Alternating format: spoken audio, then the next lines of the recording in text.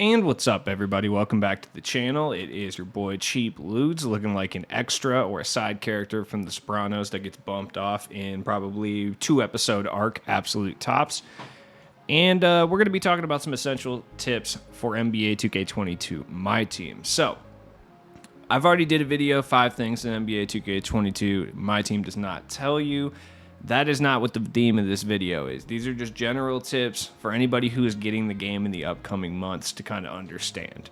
So, and just general thoughts maybe that you didn't realize and didn't think about or take into account. So right off the bat, let's talk about the agendas. Like, there is more than enough time and more than enough XP to go around in regards to getting the level 40 reward.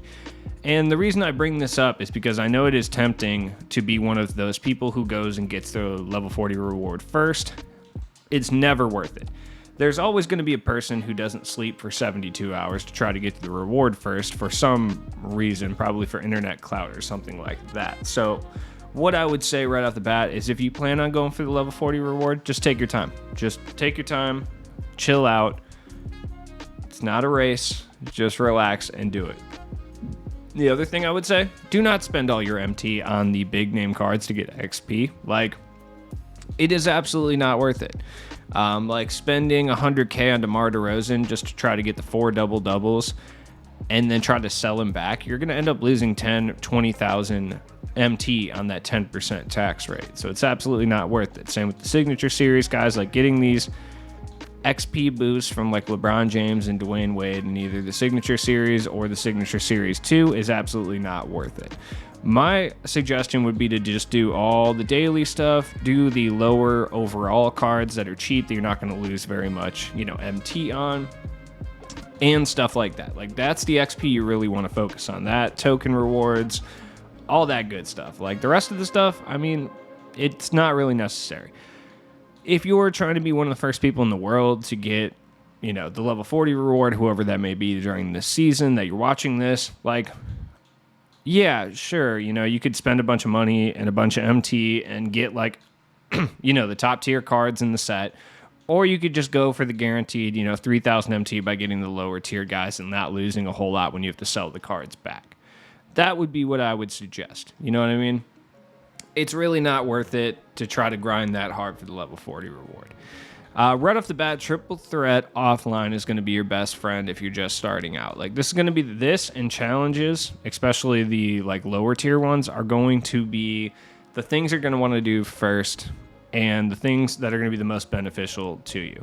If you're just purchasing the game, like let's say you're watching this video in like December or whatever, these are absolutely not worth doing. I promise they are not. Current and all time, even right now as I'm recording this video in the beginning of October, they're truly not really that worth doing. Like, right now, like Draymond Green probably doesn't, I mean, he probably starts for my team maybe if I were to get him. I just don't feel like putting in the effort to do so, but once they release new dominations, they're absolutely worth doing. The skill challenges that do get you a free pack, look, 9.5 out of 10 times you're just going to get a base set emerald. I mean, that's just the reality of the situation. I'm not going to sugarcoat it for you. But these are worth doing to a certain extent, especially if they say that you don't have to win the game or complete the game. Like this one, you only have to complete the game and record 3 blocks as a team. You don't even need to win. Some of these, like, you don't need to do anything. Like, let's check Dunktober, because I'm not sure. Make 10 dunks as a team. All you got to do is make 10 dunks. Once you make 10 dunks, that challenge is over and done with. All right? That's it.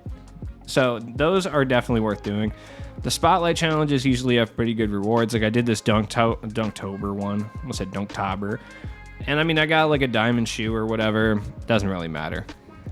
Pickup challenges, these really aren't worth doing. You're just going to get a league standard pack. If they ever upgrade the actual like rewards for these, then they would be worth doing. But as of right now, like, there's nothing, you're not going to get anything of substantial value. Just put it into a monetary perspective. You're going to play this entire pickup game against a team that's very similar to yours. Granted, it's only on pro, so it's not that hard, but outside of the maximum 1200 MT cap that you get for every 5v5 game, like, you're probably only going to make maybe 1,000 or 2,000 MT off this standard pack at the absolute most. And that's without even taking into account the 10% that 2K takes over.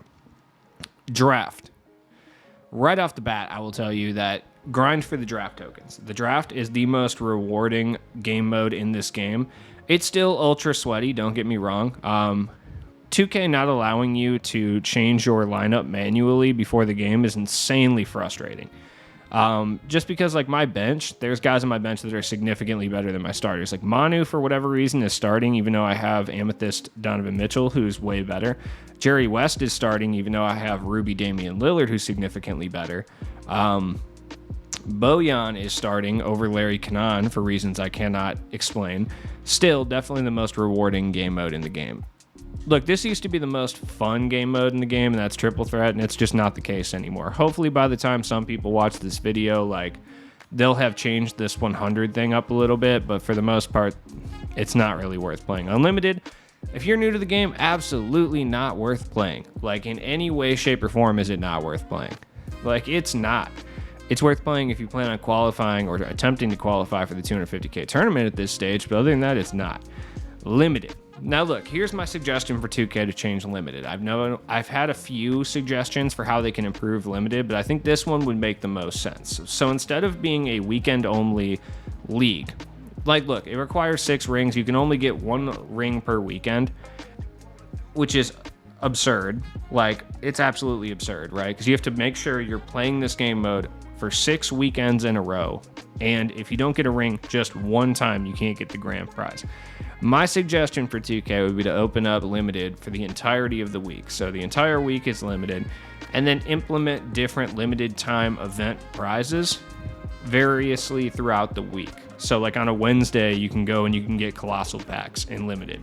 Like Colossal Packs, and then like some other stuff will be in Limited. And then during the weekend, additional prizes, maybe like a player you can't get anywhere else, you know, like a limited time event player or something of that nature for playing Limited. Since 2K loves RNG so much, you know, that would be my suggestion. The other thing, don't overexert yourself on Triple Threat. Look, if you're trying to get Louis Dampier for some reason and you get all the way to the top here, just stop playing the game. Just stop playing Triple Threat. Just don't even keep going at that point. 2K refuses to reward anyone for going over the 300 wins with the actual reward card. And the same goes for Triple Threat Online the 100. You can go up this board 15 times to get to the top and not see ML card. Granted, they are significantly easier to get than the actual Triple Threat offline ones. It still remains to be seen.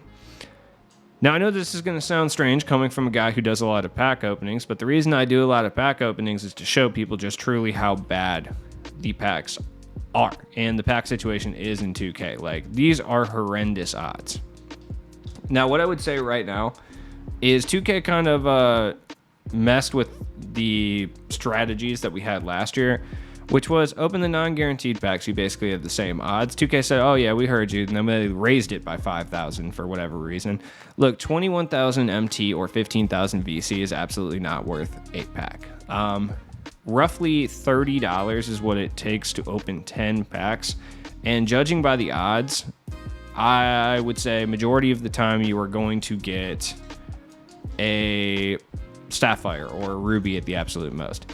These guys go for nothing. Like, when you see these packs come out, I don't even open the packs. Like, it's actually cheaper for you to just go purchase every single card in this set. Like, trying to pull a pink diamond from these horrendous packs, it would actually be cheaper on you MT-wise to go buy Josh Smith and every other player below than it would be to open packs. Even though Josh Smith is 30K himself, like, it doesn't matter. Because each pack is 21,000 MT, and by the time you actually pull any of these guys, like, it would be cheaper to just go buy Kobe Bryant or Jokic or Dirk Nowitzki than it would be to try to pull them.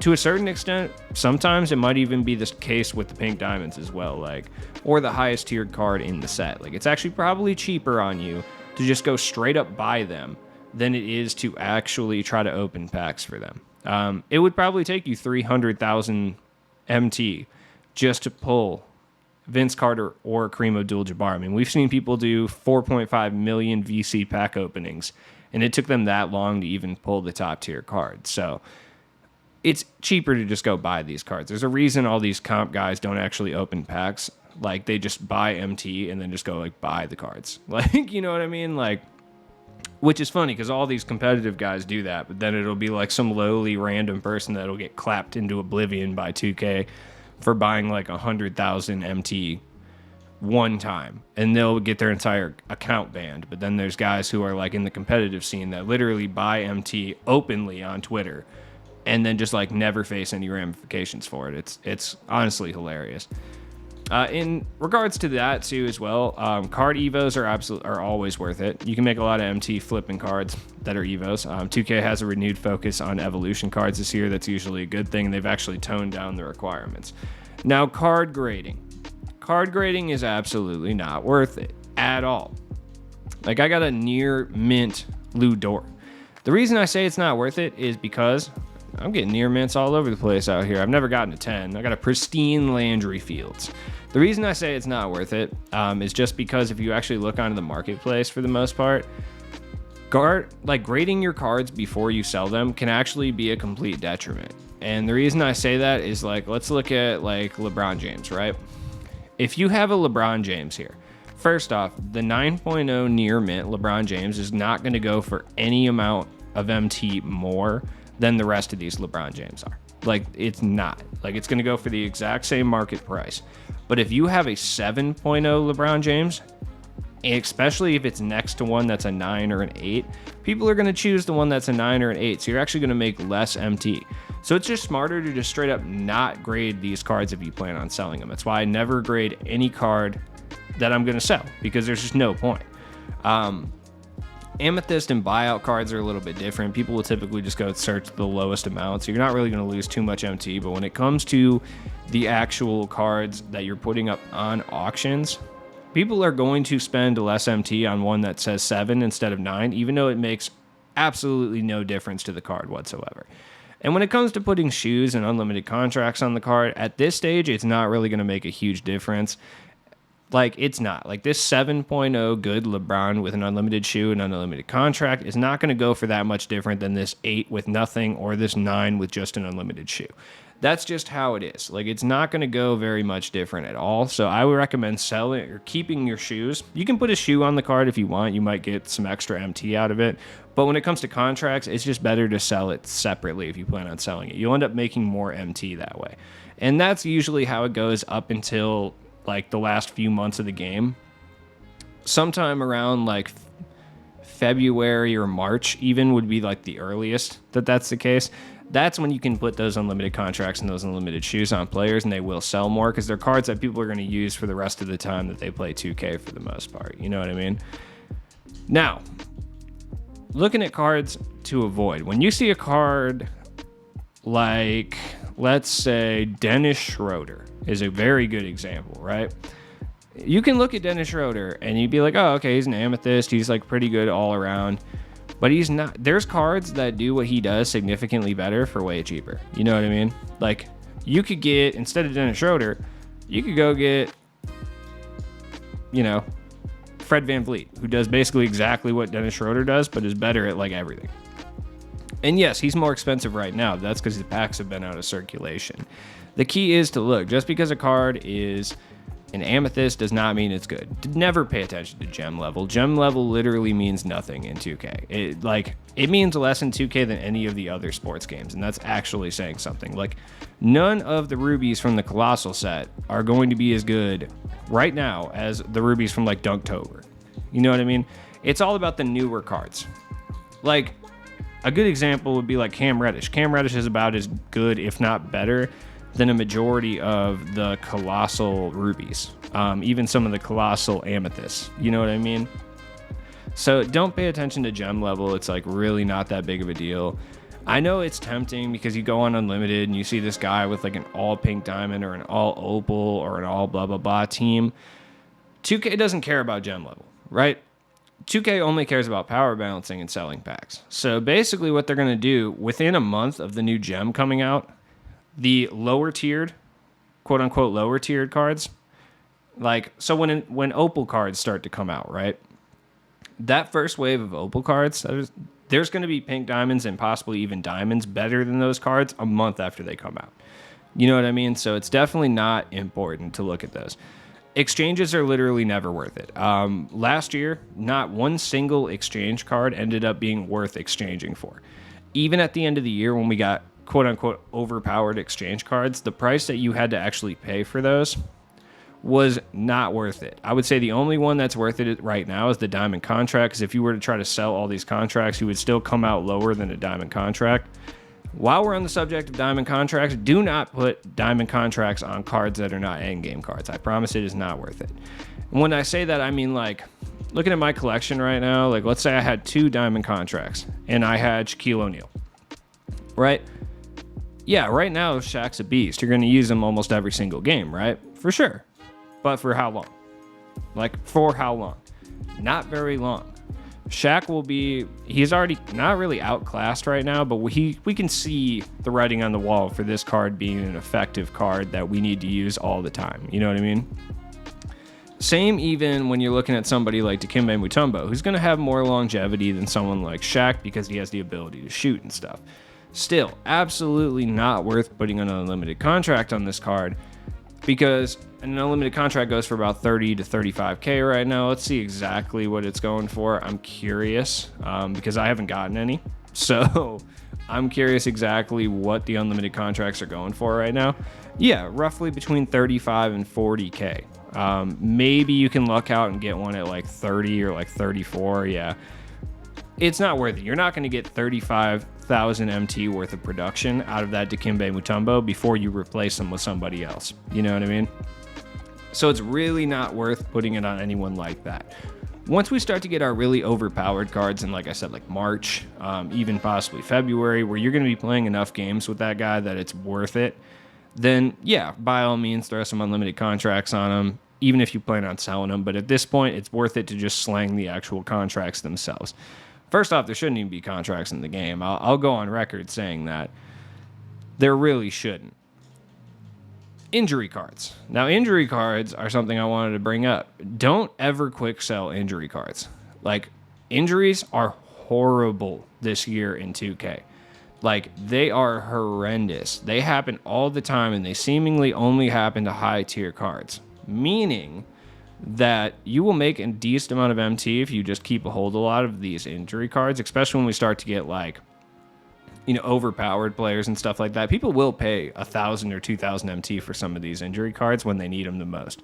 So just remember that. Always check the market value on these injury cards, 100%. Also, always keep to date on the badges. Once you start to hear that a badge might be a little bit overpowered or something like that, or if you experience it yourself where you're like, okay, this badge is kind of like super overpowered. Like gold clamps right now that we can start gold clamping like players, is like over 10,000. It was like 1,000 a week and a half ago. Like, well, I think it was about 4, but you know what I mean? Volume shooter should never be this expensive, and it won't be for very long. Catch and shoot, we can start gold catch and shooting people. There's a lot of MT to be made in badges, and look, realistically, if you don't plan on badging up your cards ever, you plan on constantly rotating them out of your actual lineup like I do, there's no point to actually keep all of these badges. You might as well sell them. A good example would be me at the end of 2K21 last year. I had like hundreds of badges that for whatever reason I could not bring myself to actually sell. And they didn't do anything for me. You know what I mean? Like, they just kind of sat there, and they're still sitting there to this day. I could have probably used that MT for something. I probably had 500K worth of badges just chilling. Right now, I probably have maybe 1 or 200K worth of badges at the absolute most. I would say closer to 100K, possibly less. It just kind of depends on what's going on. Also, ball stripper. For whatever reason, I don't understand right now. This badge is super cheap. This badge is super effective. This allows you to raise the chances of stripping the opponent when they attack the basket. Being that rim running is so ridiculously overpowered right now, might not be a terrible idea to apply that badge to a few players you know are going to be attacking the player who is attacking the rim. Also, Chef, for whatever reason, is only like 900 MT. Super duper price fixed. I don't really know what's going on. Someone bought all the Chefs and made them 900 MT. Chef is a very important badge. It allows you to shoot off the dribble from deep range. It's basically range extender. They split it into 2 badges this year. Limitless Spot Up and Chef. Limitless Spot Up is going to be for your catch and shoot situations, and Chef is going to be for your off the dribble. So clearly you're going to want your point guard or shooting guard to have Chef, and you're going to want your other players to have Limitless Spot Up. Preferably you'd want them to have both, but you know, it's something to think about for sure. Hustler, another really important badge I wanted to mention. This basically means that anybody with Hustler is going to go after loose balls, which the CPU on your team, for whatever reason, refuses to do at any given time. So it's kind of an important badge a lot. A lot of people are getting bronze badges right now, and that means they're very, very low, except for Clamps. Clamps is going to be up there. You know what I mean? And like, I think even, let me double check on Limitless Spot Up, but I'm pretty sure that's super cheap as well. Yeah, which is ridiculous. As always, it's been your boy Cheap Ludes. Whenever you are watching this video, I hope it helped a little bit. I will be live on Twitch tonight, as I will be live on a bunch of different things for the foreseeable future, because I've kind of figured out my stream setup now, which is pretty tight. So I will see you guys in the next one. Drop a like, comment down below.